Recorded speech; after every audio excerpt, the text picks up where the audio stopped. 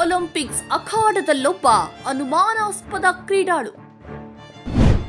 ಆ ಬಾಕ್ಸರ್ ಹೆಣ್ಣ ಗಂಡ? ಪ್ಯಾರಿಸ್ ಒಲಿಂಪಿಕ್ಸ್ ಅಖಾಡ ಕ್ಷಣ ಕ್ಷಣವೂ ರಂಗೇರ್ತಿದೆ. ಭಾರತದ ಕ್ರೀಡಾ ಪ್ರೇಮಿಗಳ ಮುಂದೆ ಹೆಚ್ಚೆಚ್ಚು ಪದಕಗಳ ನಿರೀಕ್ಷೆ ಗರಿಗೆದರಿಕೊಂಡಿದೆ. ಇದೇ ಹೊತ್ತಿನಲ್ಲಿ ಒಲಿಂಪಿಕ್ಸ್ ಅಂಗಳದಲ್ಲಿ ಒಂದಷ್ಟು ವಿವಾದಗಳು ಹವೆಯಾಡಲಾರಂಭಿಸಿವೆ.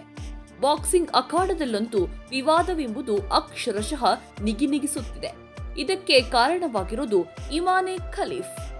ಅಲ್ಜೀರಿಯಾದ ಬಾಕ್ಸರ್ ಇಮಾನೆ ಖಲೀಫ್ ಮೂಲತಃ ಪುರುಷನಾಗಿದ್ದರೂ ತನ್ನನ್ನು ತಾನು ಹೆಣ್ಣೆಂದು ಗುರುತಿಸಿಕೊಂಡಿರುವಾತ. ಇಂಥ ಖಲೀಫ್ ಮಹಿಳಾ ಬಾಕ್ಸಿಂಗ್ ಅಖಾಡಕ್ಕೆ ಎಂಟ್ರಿ ಕೊಟ್ಟಿದ್ದಾನೆ. ಈತನ ಪ್ರಹಾರ ತಾಳಲಾರದೆ ಇಟಲಿಯ ಏಂಜೆಲಾ ಕೆರೆನಿ ಬೆಚ್ಚಿ ಬಿದ್ದು ಸೋಲೊಪ್ಪಿಕೊಂಡಿದ್ದಾಳೆ. ಅಷ್ಟಕ್ಕೂ ಈ ಖಲೀಫಾನಿಂದ ಏಟು ತಿಂದು ಪ್ರತಿಭಟಿಸುತ್ತಾ ಹೊರ ನಡೆದ ಏಂಜೆಲಾ ಸಾಮಾನ್ಯ ಮಹಿಳೆಯಲ್ಲ. ಆಕೆ ವೃತ್ತಿಪರ ಬಾಕ್ಸರ್. ಹಲವಾರು ಅಂತಾರಾಷ್ಟ್ರೀಯ ಪಂದ್ಯಾಟದಲ್ಲಿ ಸ್ಪರ್ಧಿಸಿ ಜಯಿಸಿಕೊಂಡಿರೋ ಗಟ್ಟಿ ಗಿತ್ತಿ ಹೆಣ್ಣು ಮಗಳು.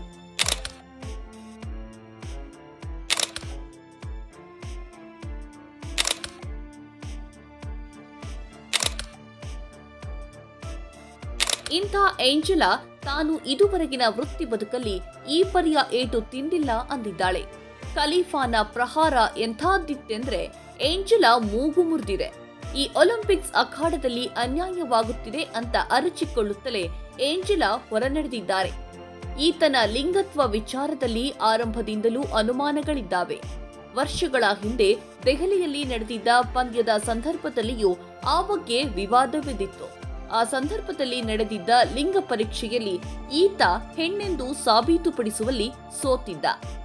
ಇಂಥ ಖಲೀಫಾನಿಗೆ ಒಲಿಂಪಿಕ್ಸ್ನ ಮಹಿಳಾ ಬಾಕ್ಸಿಂಗ್ ವಿಭಾಗಕ್ಕೆ ಪ್ರವೇಶ ಸಿಕ್ಕಿದ್ದು ಹೇಗೆ? ಆತನಿಗೆ ಅನುಮತಿ ಕೊಟ್ಟವ್ಯಾರು?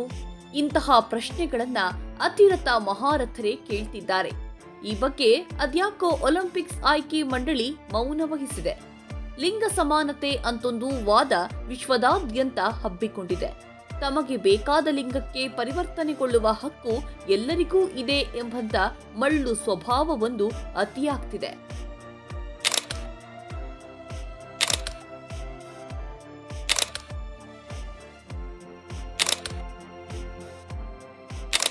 ಈ ಖಲೀಫಾ ಅಂತ ಹುಚ್ಚಿಗೆ ಹುಟ್ಟಿದ ಕೂಸು.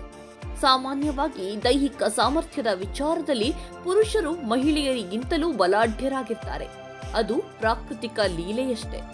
ಗಂಡಾಗಿ ಹುಟ್ಟಿ ಹೆಣ್ಣೆಂದು ಹೇಳಿಕೊಂಡ ಖಲೀಫಾನಂಥವರನ್ನ ಬಾಕ್ಸಿಂಗ್ನಂಥ ಅಖಾಡಕ್ಕಿಳಿಸೋದು ನಿಜಕ್ಕೂ ಅಪಾಯಕಾರಿ. ಎದುರಾಳಿಯು ಇಂತಹದ್ದೇ ಸಮಸ್ಯೆ ಹೊಂದಿರೋರಾದ್ರೆ ಪರವಾಗಿಲ್ಲ.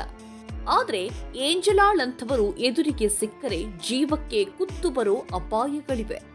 ಪ್ಯಾರಿಸ್ ಒಲಿಂಪಿಕ್ಸ್ ಆಯೋಜಕರು ಅದ್ಯಾಕೆ ಈ ವಿಚಾರದಲ್ಲಿ ಮೈ ಮರೆತಿದ್ದಾರೋ ಗೊತ್ತಿಲ್ಲ.